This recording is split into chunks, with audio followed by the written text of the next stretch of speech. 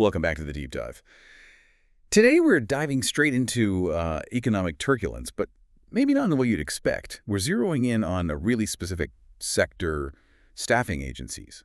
Yeah, the big question we wanted to explore was how they navigated those, early signs of an economic downturn, the ones that started showing up late 2025. Oh. And what we found in the source material, well, it points to a pretty major shift. It seems artificial intelligence went from just being a useful tool to really a central crisis management infrastructure. It's quite a transformation, actually. Our goal here for you listening is to really pull out the specific details, the nuggets. We want to see exactly how this AI integration helps with optimization, with workforce stability, and crucially, what kind of measurable difference it makes when the market gets tough. How did they actually use it to stay afloat, maybe even get ahead? Okay, let's unpack this then. Where do we start? Usually it's the money, right? The immediate financial pain. AI wasn't like a long-term efficiency play initially. It sounds like it was brought in to fix the books, like right now. The sources are pretty clear on this. The first thing AI did, its primary function, was acting as kind of firewall against that immediate financial pressure. Because when clients start cutting back spending, agencies have got to slash overhead fast. Right. And AI steps in there as let's call it a sophisticated financial shock absorber. We're talking pure cost efficiency, driven by some pretty deep automation. Specifically, it's handling those high volume, maybe lower value back office things like initial resume sorting, compliance checks, especially tricky with global candidates, and handling complex invoice questions. That's the stuff that really slows down cash flow in a recession, And the sources actually put a number on it, didn't they? A pretty big one. They credited this targeted automation with cutting agency overhead by, was it, to 25% during those tough times. Yeah, up to 25%. And honestly, that kind of saving is a lifeline for almost any business. It really shows the immediate bang for your buck you get by taking humans off those really monotonous, rule-based tasks. Hold on, though. Are we sure the 25% is just the automation?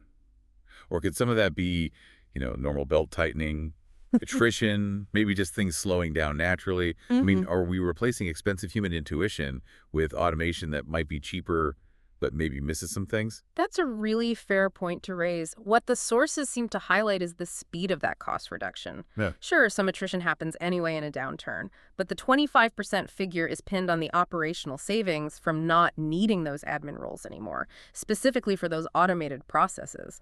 And, saving that money, saving that time, it frees them up for the next really critical piece, demand forecasting. Right, which feels almost like trying to predict the future in a market that's all over the place. Well, sort of. It's machine learning models, right? They're crunching macroeconomic data, sector-specific performance, even signals from within their own client base. And they do it much, much faster than any human team could. So if a key industry suddenly slams on the brakes, the model doesn't just show where hiring stopped, it flags where demand might be shifting to. That lets the agency adjust its strategy, its resources, pretty much immediately, so they don't get caught flat-footed just waiting for layoff announcements. Okay, so AI is helping manage the money, helping predict where the work is going. That makes sense. It frees up the human staff.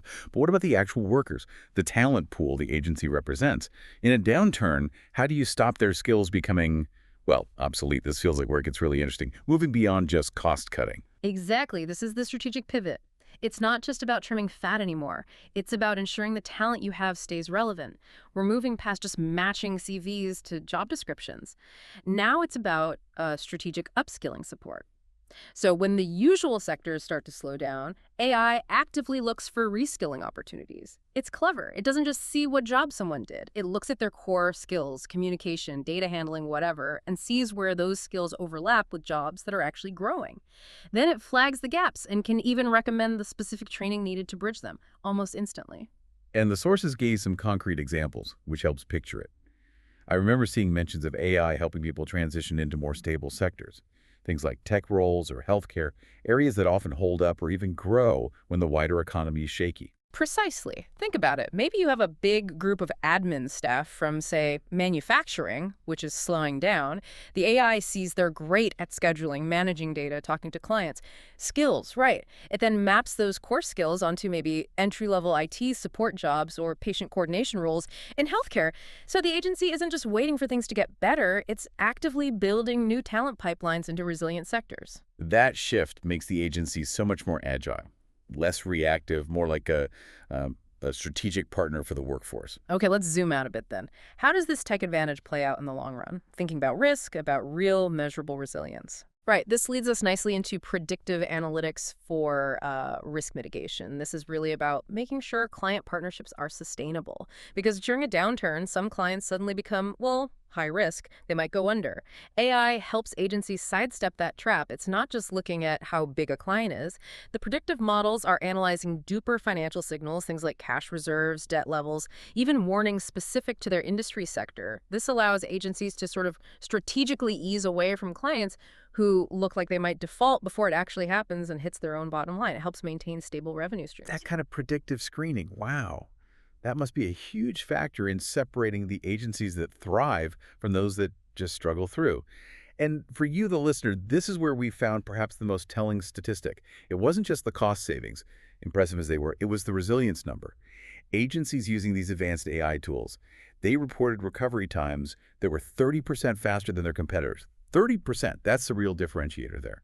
Yeah, recovering 30% faster gives you a massive competitive advantage. It really confirms that AI isn't just about efficiency anymore. It's a core driver of, well, stability. But we do need to mention the flip side. The potential challenge here. This quick, deep reliance on AI, it does bring a risk of over-reliance. If the human managers kind of lose touch with the market nuances or the subtleties of client relationships, you risk straining that essential human oversight, the part that provides context, ethics. Yeah.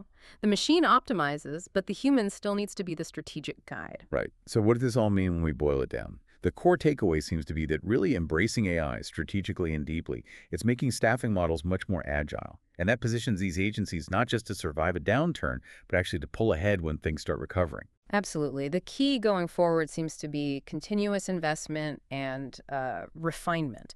Those agencies that really committed resources early, building out these sophisticated ethical AI systems when they first saw trouble brewing back in late 2025, they are definitely the ones poised to lead the market. Now it sets them up for major growth, major advantages in 2026 and beyond. It was an investment in future dominance, really.